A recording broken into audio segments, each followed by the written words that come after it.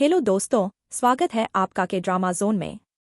अगर आपने रीबॉर्न रूकी का एपिसोड 2 देखा है तो आप जानते होंगे कि इस एपिसोड में कहानी ने एकदम नया मोड़ ले लिया है। जहां पहले एपिसोड में हमें योंग हो के पुनर्जन्म और उसकी नई पहचान के बारे में पता चला था, वहीं इस एपिसोड में गेम सचमुच शुरू हो चुका है। एपिसोड की शुरुआत होती है कांग योंग हो से, जो अभी भी अपनी नई जिंदगी के साथ एडजस्ट करने की कोशिश कर रहा है। कभी एक बड़े बिजनेस साम्राज्य का मालिक रहने वाला इंसान अब एक साधारण युवक की जिंदगी जी रहा है। लेकिन सबसे दिलचस्प बात यह है कि उसका दिमाग अभी भी पहले जैसा तेज है।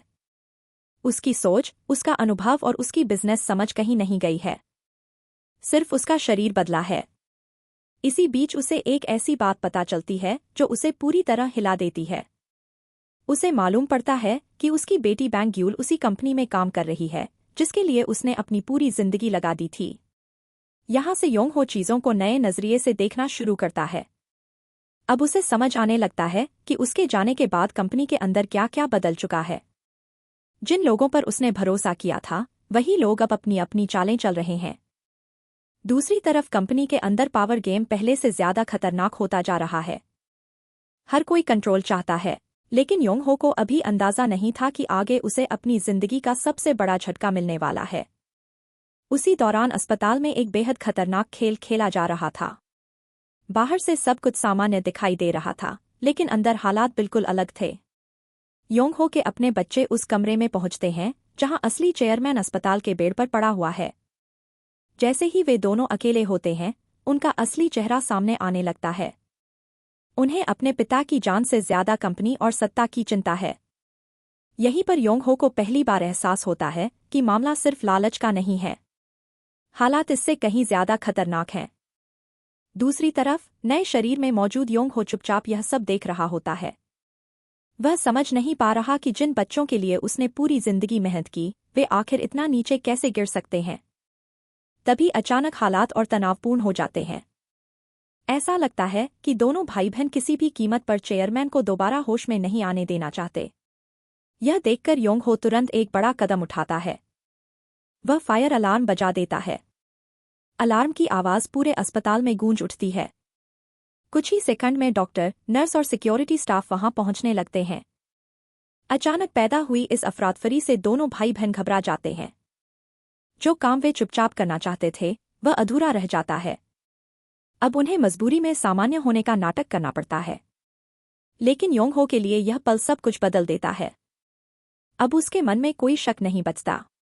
उसे साफ समझ आ जाता है कि उसके अपने ही लोग उसके सबसे बड़े दुश्मन बन चुके हैं। जिस परिवार को वह अपनी ताकत समझता था, वही अब उसके खिलाफ खड़ा है। और यहीं से योंग हो का नजरिया पूरी तरह बदल जाता है। अब वह सिर्फ सच जानना नहीं चाहता। अब वह यह भी पता लगाना चाहता है कि आखिर उसके खिलाफ यह पूरी साजिश कब और कैसे शुरू हुई। उसकी वापसी अब सिर्फ संयोग नहीं रही। अब यह एक मिशन बन चुका है। एक ऐसा मिशन जिसमें उसे अपने दुश्मनों को पहचानना है, उनकी चालों को समझना है और सही समय आने पर पलटवार भी करना है। और इस पूरे खेल में योंग हो अकेला पड़ चुका है। लेकिन यहीं इस ड्रामा की सबसे बड़ी ताकत सामने आती है। योंग हो परिस्थितियों के आगे झुकने वाला इंसान नहीं है। वह फैसला करता है कि अगर उसे सच जानना है तो उसे सिस्टम के अंदर जाना होगा। इसीलिए वह कंपनी में नौकरी हासिल करने की कोशिश करता है। अब सोचिए, एक ऐसा आदमी जिसने कभी हजारों कर्मचारियों को आदेश दिए हों, उसे अब खुद एक जूनियर कर्मचारी की तरह काम करना पड़ रहा है। यही चीज इस एपिसोड को इतना मजेदार बनाती है। ऑफिस में लोग उसे सीरियसली नहीं लेते। कुछ लोग उसका मजाक उड़ाते हैं। कुछ उसे अनुभवहीन समझते हैं। लेकिन दर्शक जानते हैं कि यह कोई आम रूकी नहीं है।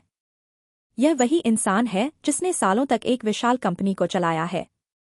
एपिसोड के दौरान कई ऐसे छोटे छोटे पल देखने को मिलते हैं जो यह संकेत देते हैं कि योंग हो धीरे धीरे अपना गेम सेट कर रहा है। वह हर चीज को ध्यान से देख रहा है।